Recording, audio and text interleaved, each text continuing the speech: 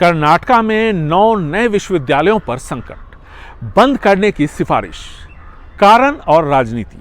बात कर्नाटक सरकार के उस फैसले पर जिसने राज्य के हजारों छात्रों के भविष्य पर सवाल खड़ा कर दिया है। 9 नए विश्वविद्यालयों को बंद करने की सिफारिश क्यों की गई है? क्या यह वित्तीय संकट की वजह से हो रहा है या फिर इसके पीछे कोई राजनीतिक खेल है? कर्नाटक में कैबिनेट सब कमेटी ने हाल ही में 9 विश्वविद्यालयों को बंद करने की सिफारिश की है। ये विश्वविद्यालय मार्च 2023 में पिछली बीजेपी सरकार के कार्यकाल में खोले गए थे। ये विश्वविद्यालय हैं चामराजनगर विश्वविद्यालय, हासन विश्वविद्यालय, कोडागु, हावेरी, कोप्पल, बागलकोट, मंड्या, रायचूर और बेंगलुरु का नृपतुंगा विश्वविद्यालय। इनमें से सिर्फ बीदर विश्वविद्यालय को ही बनाए रखने का सुझाव दिया गया है। अब बात करते हैं कर्नाटक सरकार की दलीलों की। राज्य के उप मुख्यमंत्री DK शिव कुमार के नेतृत्व वाली कैबिनेट सब कमेटी का कहना है कि ये नए विश्वविद्यालय राज्य की वित्तीय स्थिति के अनुकूल नहीं है। उच्च शिक्षा मंत्री MC सुधाकर ने कहा कि इन 9 विश्वविद्यालयों को चलाने के लिए पहले 5 साल में 347 करोड़ रुपए की जरूरत होगी।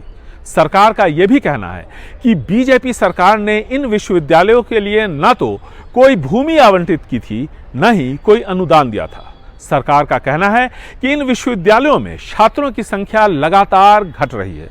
उप मुख्यमंत्री शिव कुमार के मुताबिक चामराजनगर और मंड्या विश्वविद्यालय में छात्रों की संख्या कम हो रही है क्योंकि अधिकांश छात्र मैसूर विश्वविद्यालय में जाना पसंद कर रहे हैं। अब सवाल उठता है कि अगर नामांकन कम हो रहा है तो क्या इसका मतलब है कि विश्वविद्यालय बंद कर देना चाहिए या फिर सरकार को इसे सुधारने के लिए कदम उठाने चाहिए? शिव कुमार का कहना है कि सरकार के पास 3 संभावित विकल्प हैं।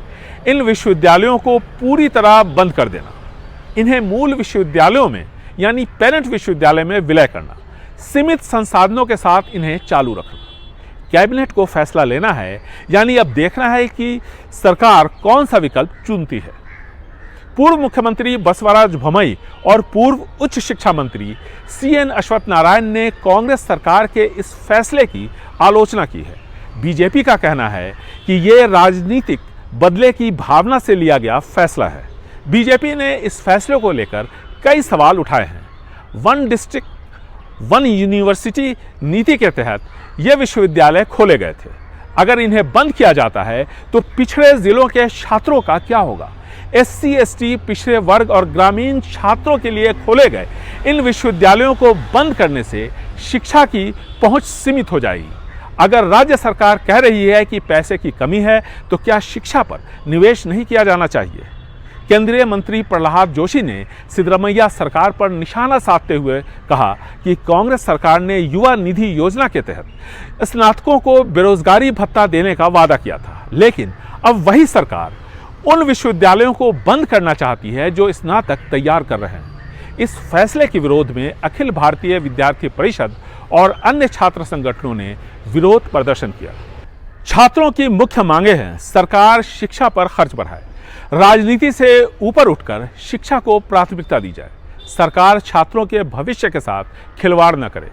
विशेषज्ञों के मुताबिक किसी विश्वविद्यालय को आर्थिक कारणों से बंद करना शिक्षा नीति के मूल सिद्धांतों के खिलाफ है। कर्नाटक सरकार के इस फैसले को लेकर दोनों पक्षों की दलीलें आपके सामने हैं। राजनीति तेज हो गई है और पिस रहे हैं बीच में छात्र। फिलहाल राज्य सरकार की तरफ से संचालित यहाँ 41 विश्वविद्यालय हैं, 1 केंद्रीय विश्वविद्यालय है, 27 निजी विश्वविद्यालय और 11 डीम्ड विश्वविद्यालय हैं। बेंगलुरु से कैमरामैन कुमार के साथ निहाल किदवई, NDTV इंडिया।